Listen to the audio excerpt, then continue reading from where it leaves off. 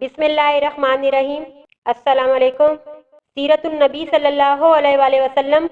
عنوان: گمشدہ بیٹا۔ لیکن احتیاط کے باوجود حضرت علی رضی اللہ تعالیٰ عنہ کے والد کو ان کے قبول اسلام کا علم ہو گیا تو انہوں نے حضرت علی رضی اللہ تعالیٰ عنہ سے اس کے متعلق استفسار کیا۔ اپنے والد کا سوال سن کر حضرت علی رضی اللہ تعالیٰ عنہ نے فرمایا: ابا جان، میں اللہ اور اس کے رسول پر ایمان لا چکا ہوں اور جو کچھ اللہ کے رسول لے کر آئے ہیں اس کی تصدیق کر چکا ہوں، لہٰذا ان کے دین میں داخل ہو گیا ہوں اور ان کی پیروی اختیار کر چکا ہوں۔ یہ سن کر ابو طالب نے کہا: جہاں تک ان کی بات ہے، یعنی محمد صلی اللہ علیہ وآلہ وسلم کی، تو وہ تمہیں بھلائی کے سوا کسی دوسرے راستے پر نہیں لگائیں، لہٰذا ان کا ساتھ نہ چھوڑنا۔ ابو طالب اکثر یہ کہا کرتے تھے: میں جانتا ہوں میرا بھتیجا جو کہتا ہے حق ہے، اگر مجھے یہ ڈر نہ ہوتا کہ قریشی کی عورتیں مجھے شرم دلائیں گی تو میں ضرور ان کی پیروی قبول کر لیتا۔ غفیف کندی رضی اللہ تعالیٰ عنہ ایک تاجر تھے۔ ان کا بیان ہے: اسلام قبول کرنے سے بہت پہلے میں ایک مرتبہ حج کے لیے آیا۔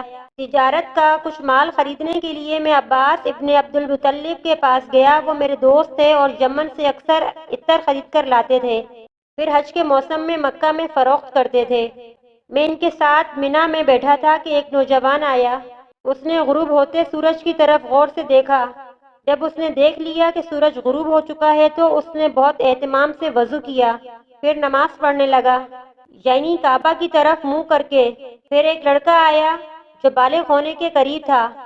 اس نے وضو کیا اور اس نوجوان کے برابر کھڑے ہو کر نماز پڑھنے لگا۔ پھر ایک عورت خیمے سے نکلی اور ان کے پیچھے نماز کی نیت باندھ کر کھڑی ہو گئی۔ اس کے بعد ان نوجوان نے رکوع کیا تو اس لڑکے اور عورت نے بھی رکوع کیا۔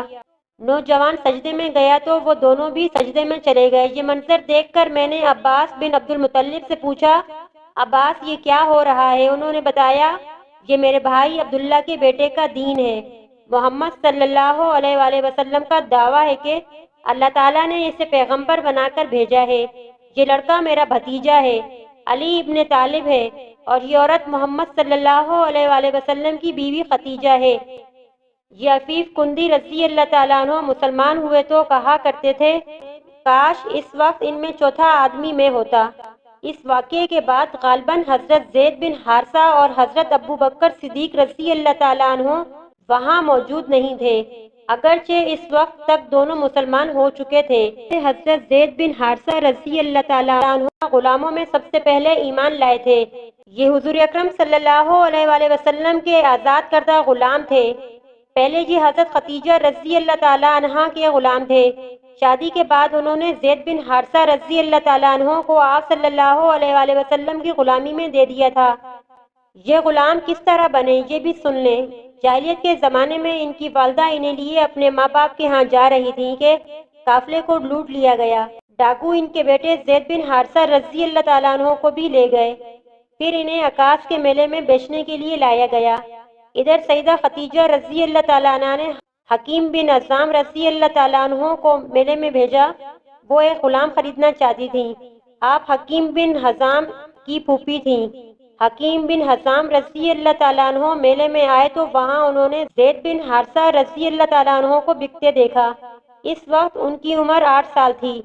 حکیم بن حزام رضی اللہ تعالیٰ عنہ کو یہ اچھے لگے، چنانچہ انہوں نے سیدہ خدیجہ رضی اللہ تعالیٰ عنہ کے لیے انہیں خرید لیا۔